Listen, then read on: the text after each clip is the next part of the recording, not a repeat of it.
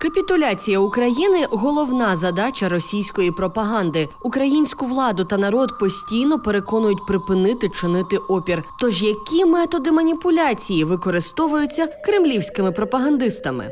Метод перший – доводь, що українці страждають не через війну, а через спротив їй.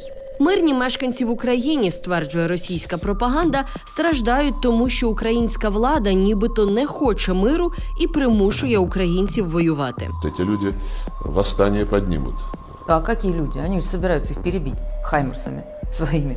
А Росія, кажуть пропагандисти, допоможе, принесе мир і все відбудує. Убирають іскорежені машини на фонарні стовби, натягують нові провода, а по вулицям міста показують випуски новостей.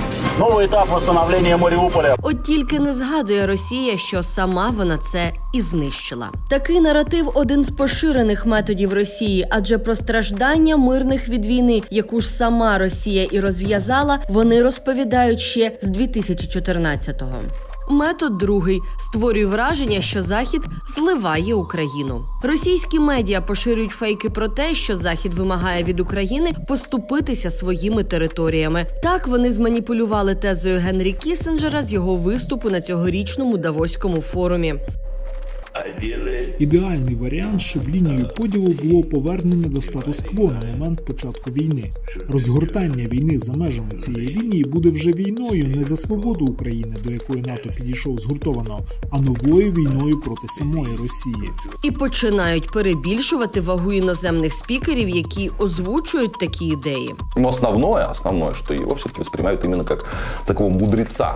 Та 99-річний Кіссінджер зараз не ухвалює жодних рішень, а тільки висловлює власну думку. Ба більше, коли він її змінив і закликав в жодному разі не поступатися територіями України, російські медіа про це промовчали.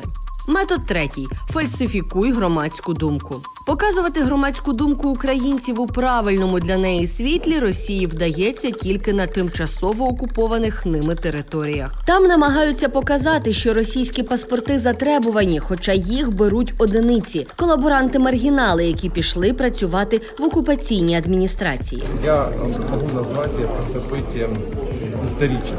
Транслюють радісних дітей на святах, звітують про успіхи, врожаї та підйом економіки. Всегда приїжджали к нам з Москви, з Пітера, з Владивостока приїжджали за наші черешні. І все це в той час, як самі окупанти бояться українського спротиву, партизанського руху та всюди ходять в бронежилетах. Всі ці заяви направлені не лише на російську, а й на західну аудиторію. Росія хоче, щоб партнери України штовхали її до капітуляції. Втім, ці ж ідеї просочуються і в український інфопростір через анонімні телеграм-канали. Список тих, що адмініструють з Росії, нещодавно опублікувало Українське головне управління розвідки.